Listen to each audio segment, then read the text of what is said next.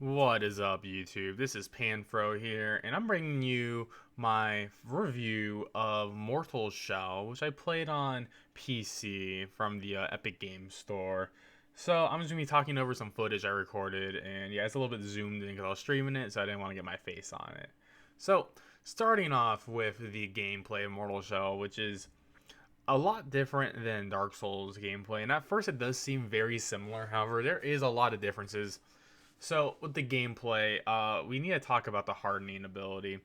And the hardening ability is when you are fighting enemies and they attack you. There's actually no shields or anything like that. You only have four weapons, but instead you can, use your body to harden up and take the hit. So essentially, you have a block that is on cooldown. And the cool thing is you can harden throughout any of your animations. So you can swing at an enemy, and when they're about to hit, you can harden, and when you unharden, you complete your animation and get the attack. So that's pretty cool overall. I do think that is a unique thing about this game, and it does overall pretty well. However, I do feel like other systems in the game hurt the hardening system and just in general. And I do think the cooldown is a little bit, a problem at times because if you don't have a block option, it forces you sometimes just to hang out and sort of just like waste your time and wait till the button comes back. So cooldown, waiting for cooldowns, I think is a minus for the gameplay, but the hardening is a good thing. Speaking of the four weapons, so you have four shells, and you start off with the knight shell with the knight sword in the beginning of the game. So after that, so you have to find three other shells and three other weapons. Each shell can be found in their respective areas.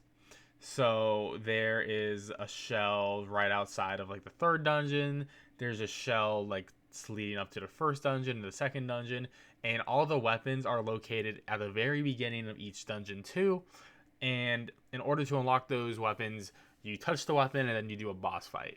And if you beat the boss, you get the weapon. And the boss is actually a boss that you fight a total of four times in the entire game, and he's just using different weapons, but is the exact same boss, and he's like the hardener or something.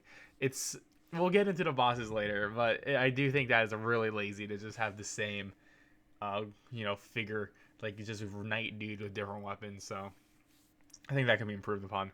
So this game has no leveling system in the sense that, unlike a Dark Souls game, where you can level up your different stats and you can make builds, and with those builds, it would let you use different items and equipment and things like that. In this game, because you can just put on whatever shell and whatever weapon you want, there's no actual leveling to that.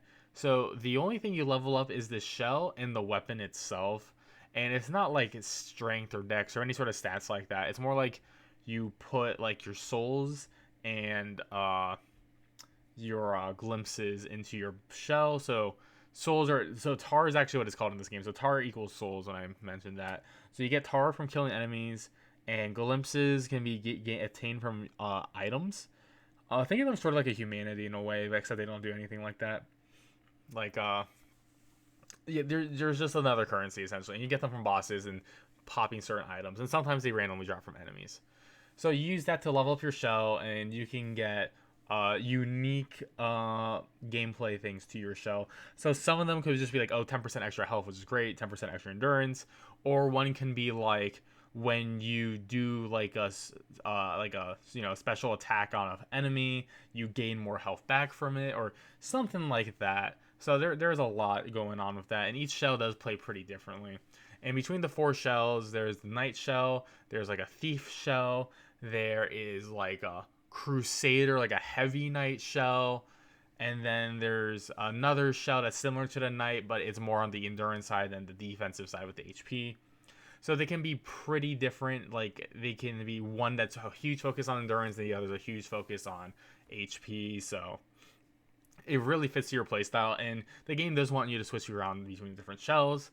And same with the four different weapons. So the weapons can be leveled up, and they can go up to +5, and you level up your weapons by finding these quenching acids, which you put on your weapon. And they're just things you find in the world by completing, finding treasure chests or completing certain little areas or buying them from the shop. So that's how you level your weapons. And leveling your weapons, there's really nothing much to it. You can unlock special attacks for your weapons. So you would be hitting like the two triggers at the same time, like L2 and R2, or LB and R or L1 and R1, right? And they can do a special action, like a huge attack by using the meter that you obtain, and you attain meter by uh, doing damage to enemies. So it's similar to Dark Souls in that way, like Dark Souls 3, where each weapon has like a weapon skill. So I think that's pretty cool, and I think the game does that pretty well.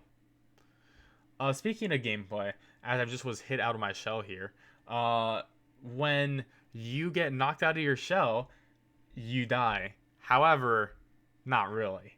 You have like a little bit of, you have a sliver of health, and then you can just go back into your body and regain all your health back to max. So you technically have 2 lives on your character, which is pretty neat. However, if you get hit going your way back to the body, you just die, which is unfortunate. So yeah, dealing with all that, it could be. I think it's iffy, and hitboxes aren't the best when it comes to that, especially when you just have to run up and hit A to get it. So just one of those things where sometimes it feels like you got it and you just didn't. So it can be a little bit punishing in that regard. So yes, you can parry in this game as well. That costs meter. You have a stamina system in this game, which is, it's fine, but I feel like it regens not that, like, it's not that quickly. And the game starts off pretty difficult. However, once you get to a point in the game, I believe it's after the first boss, once you actually start leveling up your weapon, I mean, it could be for the first boss too. If you get enough quenching acid, once you get your weapon to +2, and then you just started snowballing, because by the second dungeon, my weapon was at +4 and it could have been +5. I decided to go back to the workshop to upgrade it. It was so easy. I like really ran through the second dungeon in like less than 30 minutes. It was incredible. So yeah, I do think the game does get too easy. Even the third dungeon, they try to make it super brutal. Overall, it was pretty easy. It was more like an endurance run of how long it was, but it was still pretty easy as well. So there are items in this game, and I think it's pretty controversial how to do the items. So with the items, you have to use the items to figure out what they do. Literally, the game will not tell you the description, and you just got to figure that out for yourself. So it could be like something that's bad for you in the moment, and you use it, and it just totally ruins you. So highly suggest not trying to mess around too much with stuff, unless it looks like an obvious healing item. Also, speaking of healing items, so there are these mushrooms that spawn on the ground, and they can be showing up with these little items show up on the ground as these little white marks, which they're sort of not that easy to see if you're running through areas. However, healing items, right, like mushrooms, they respawn on the ground, and when you pick one up, you have to wait a certain amount of time to pick them up again, and you only get 1 or 2 mushrooms depending on the spawn. This can be a problem when you're doing boss fights, because you run out of healing items really quickly in this game, and I feel like the game is telling you you don't need healing items, which I don't necessarily think you do, but when it's your first time going through a boss fight, you definitely want that, you know. So I just don't think that gameplay design works out really well, having respawning items instead of, you know, trying to farm enemies for items. I'd rather have that than just wait. You know, I guess that's how they balance it out. But honestly, I think an Estus system, like in Dark Souls, would have been the best system overall.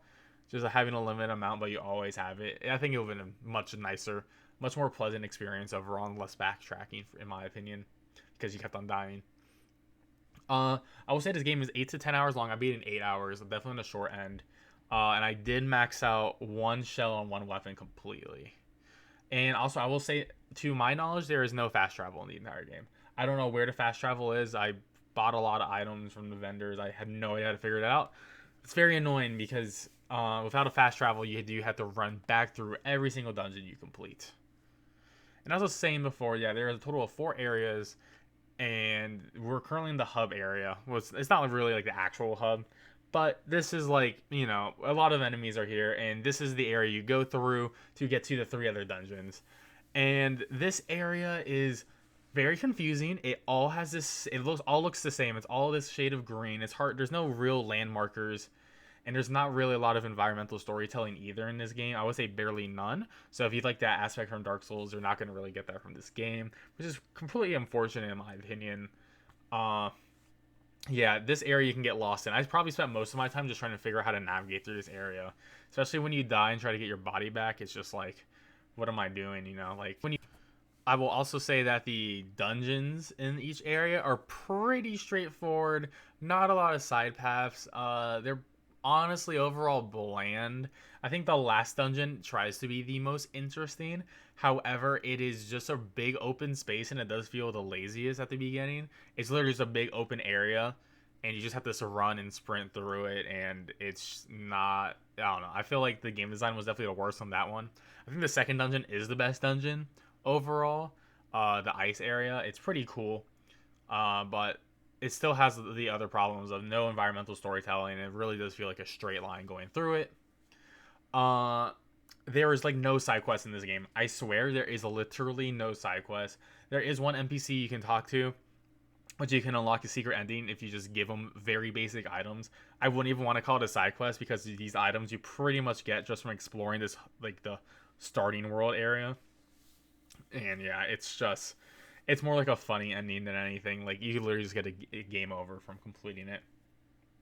I will say I do enjoy that there is voice acting in this game for NPCs, so that is pretty cool. So yeah, I definitely enjoy that part of the game. Enemies. So there is a decent enemy variety in each area. I will say that once you get to area 2 and area 3, you definitely see a lot more different enemy designs. I feel like they all do fit within similar archetypes throughout the game. So, you know, it's not going to be anything too crazy. And there is one enemy in Area 3, which is a total Grief Lord, which is the crossbow people. And there are also crossbow people in this area, but I think they're complete Grief Lords, 100%. Very, you know, like, not fun to deal with. There is a huge lack of boss variety in this game. As I mentioned earlier, there is a boss you literally fight 4 times. The same boss with just different weapons, but it's literally the same boss. It's very unfortunate. And then there's another boss that you fight at least once. Well, he is optional. He's an optional boss, but there is a main story version of him, and it's just him. It's the same boss model with armor, and like that's really it. And the moveset's the exact same too. It's just disappointing when there isn't a lot of different bosses. I mean, at least the final boss in each area is a little bit unique. I think the final boss of the third and the final boss of the entire game are the most unique. However, I think their designs are very bland overall, and they just didn't do too much for the storytelling. Um, yeah, and I feel like the bosses have artificial difficulty because, as I said before, you have to wait for healing items to spawn. And one, you have to find those healing items. And two, when they do spawn, you gotta like, you pick it up as like a mushroom or two. So you most likely be going to go into boss fights with like 2 or 3 mushrooms, which don't heal you for a lot. They're worse than life gems from Dark Souls 2 in terms of like how much they heal you and for how long over time. And there's no like insta heal either, so it's pretty brutal. You can get HP back from doing parries, however parries can be risky. So I think that is cool for gameplay, but I do think the bosses are not hard at all if you have a good amount of healing items, and they're only difficult if you don't have healing items.